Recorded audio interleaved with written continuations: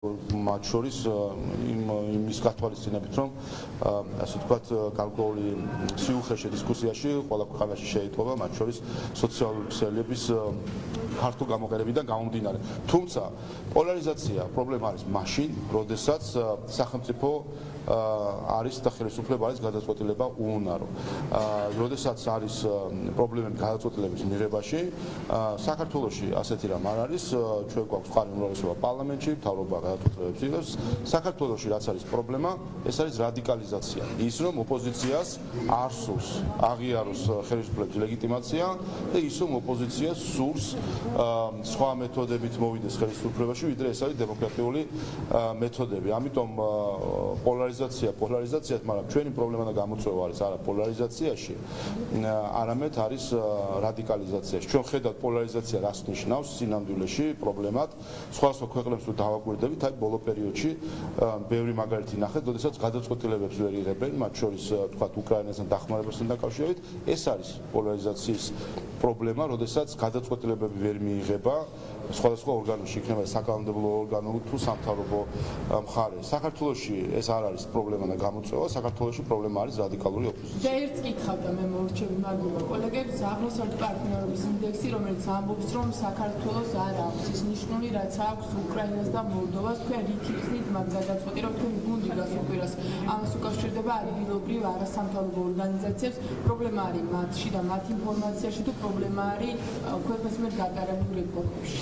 მე მექნება ასეთი შტაბ-შტილება, რომ კონკრეტულად ეს ორგანიზაციები, რომლებიც არიან ავტორი ამ შეფასებისა, ამ ორგანიზაციებმა, ეს ორგანიზაციები გაბრაზებული იყვნენ საქართველოს ხელისუფლებაზე და ჯავრი იყარეს საქართველოს. აი ესეთი შტაბ-შტილება შევა, იმიტომ რომ არანაირი კავშირი ამ შეფასებებს რეალობასთან არ აქვს. უბრალოდ სერიოზულიც არ არის იმის განხილვა, რომ საქართველო არის უკრაინის და მოლდოვის ჩამორჩება უკრაინის და მოლდოვას ჩახედონ თავად ამ ორგანიზაციებმა, ჩვენმა საზოგადოებამ ევროკომისიის შეფასებას რომელიც ეხება მათ შორის დემოკრატიის მიმართულებით ვინსად არის და ასევე ჩახედონ ყველა საერთაშორისო ავტორიტეტულ შეფასებას და რეიტინგებს და ნახავენ სად არის საქართველო, სად არის ჩვენი ქვეყანა. კიდევ ერთხელ სამწუხაროდ ხელისუფლებას გაბრაზებულებმა ჯავრი იყარეს საქართველოს და ქართულ ხალხს.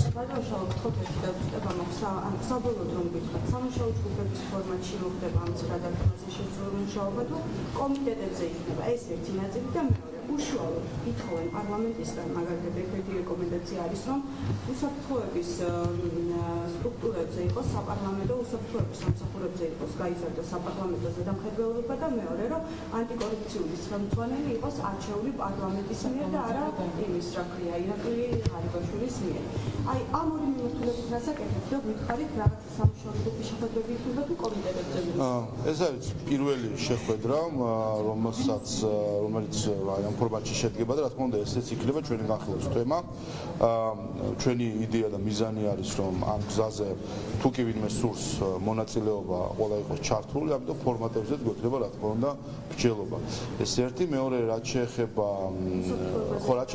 კონკრეტულ თემებს, ყველა ამ საკითხი ეს საკითხი იქნება დღეს განხილვის თემა, ასე რომ დავალოდოთ შეგვიძლია. საკადრო ცვლილებებთან დაკავშირებით მინდა გითხოთ, როდის ემშვიდობება პოსტს ირაკლი ღარიბაშვილი, ვრცელდება ინფორმაცია, რომ ირაკლი ღარიბაშვილი რამდენიმე დღეში დატოვებს პოსტს, რა შეგვიძლია გითხრათ საკადრო ცვლილებებზე? ნახემ ეხლა სპეკულაციებზე მე კომენტარს ვერ გავაკეთებ. ჯერ არ ემშვიდობება თუ სპეკულაციები, აი ეს სპეკულაციები ვერ უხსნიან, სპეკულაციებზე კომენტარს ვერ გავაკეთებ. ბატონო შავა, ირაკლი ღარიბაშვილს განიხილო როდიში? შავა, ვისა, შავა. ბატონო შავა, რაღაც მინდა დავაზუსტო. ირაკლი ყობახიძესა და ირაკლი ღარიბაშვილის პოსტების ცვლილებაზე მიმდინარეობს აქტიურად საუბარი, რომ პარტიის თავმჯდომარე ხდება ირაკლი ღარიბაშვილი. რა შეგიძლიათ გითხრათ ამ? მიმდინარეობს სპეკულაცია ამასთან დაკავშირებით, ასე რომ ასეთ სპეკულაციებს ბევრჯერ ყოფილა, სპეკულაციებზე კომენტარს ვერ გავაკეთებ. ბიძინა ივანიშვილზე გითხოთ, როდის გამოჩნდა ბოლოს ქონდა თუ არა უმრავლესობასთან შეხვედრა, თუ მაშინ, როდესაც ყველამ ერთად ნახეთ პრეზენტაცია ამის მერე არ გამოჩენილა. მე არ მქონდა შეხვედრა. ქართული ოცნების რომელიმე ლიდერთან ხავის ამ თემით არ დავინტერესებული ვარ.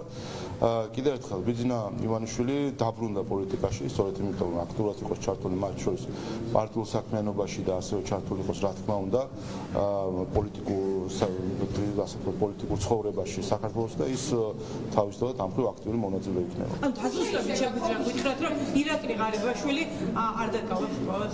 ან კიდევ ერთხელ ასეთ სპეკულაციები ბევრჯგუფსვენია და რა ვაკეთებ სპეკულაციები კომიტეტში. იმიტომ საუბრობს ამოდო არის საუბრები და ეს საუბრები არის ტელევიზიაში მხოლოდ. ამას. რა გითხრათ, მე არ მსვენო ამ ინფორმაციას. არსებული ორგანიზაციები არიან პროგრამატიზებულები ის ანუ პლატფორმის იდეაში არსებული არასამთავრობო ორგანიზაციები არიან მარტო მოწვეული ამ სამუშაო ჯგუფში, ხო? დიახ, ეს მაგალითად, საია არ არის მიწო, ისეთი არ არის გავლენიანი და დიდი არასამთავრობო ორგანიზაციები, რატომ არ დაბადიშეთ? კიდევ ერთხელ თქვენ როგორც იცით, მას შემდეგ რაც დაიწყო პარლამენტმა განსაკუთრებით მუშაობა 12 რეკომენდაციაზე, ჩვენ თავიდანვე უკვე წელიწად ნახევარი არის სამოქალაქო საზოგადოებასთან თანამშრომლობის ფორმატი გადის აღმოსავლეთ პარტნიორობის სამოქალაქო ორგანიზაციების პლატფორმაზე.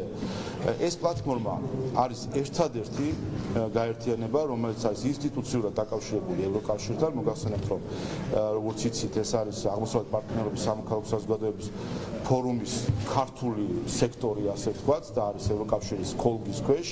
ეს არის ყველაზე დიდი გაერთიანება არასამთავრობო ორგანიზაციების დაახლოებით 200 ორგანიზაცია არის და ყველა ორგანიზაცია არის ამ პლატფორმის წევრი. ამიტომ გეტყვით და წელიწად ნახევარია სწორედ ამ კუთხით არის თანამშრომლობა სამოქალაქო საზოგადოებასთან, მათ შორის თქვენს მიერ დასახელებულ ორგანიზაციებთან. რა თქმა უნდა, ამჯერად როგორც იცით, ჩვენ ცოტა ხნის წინ მემორანდუმსაც მოვაწერეთ ხელი, რომელიც ითვალისწინებს მათ შორის ჩვენს ვალდებულებას, რომ ჩავთოთ სამოქალაქო საზოგადოება პლატფორმა ამ საქმიანობაში. რაც შეეხება შესაბამისად, პლატფორმა არის მოწვეული და შიგნით უკვე თავად ყალიბდებიან ვინ არის ხოლმე წარმომადგენელი. რაც შეეხება თქვენს მიერ დასახელებულ ორგანიზაციებს, რომელთაც ცალკე წერილით მომმართეს და ამ წერილიდან გავიგებთ, თუმე პლატფორმა დაუტოვებიათ. არ ვიცი, მათ იცია მათი არჩევანია ეს, რომ უნდა თუ არა იყვნენ ჩართული ამ მხრივ პარლამენტის საქმიანობაში. კიდევ ერთხელ არა, რა თქმა უნდა. არა, კიდევ ერთხელ პლატფორმის ფარგლებში არის თანამშრომლობა, ასე ცალკე ჩვენ, ასე ვთქვათ, NGO-ებს ვერ გამოვიკედებით და ვერ ვიტყვით ხა ვინ ჩართვით, ვინ არა. არის ეს პლატფორმა და აქედან გამომდინარე მათ ჰქონდათ აქტიური შესაძლებლობა ამ პლატფორმით ისარგებლონ და როგორც აქამდე იყვნენ ჩართულები პლატფორმის მეშვეობით საპარლამენტო საქმიანობაში, ისე იყვნენ ჩართულები. ესაც შეეხება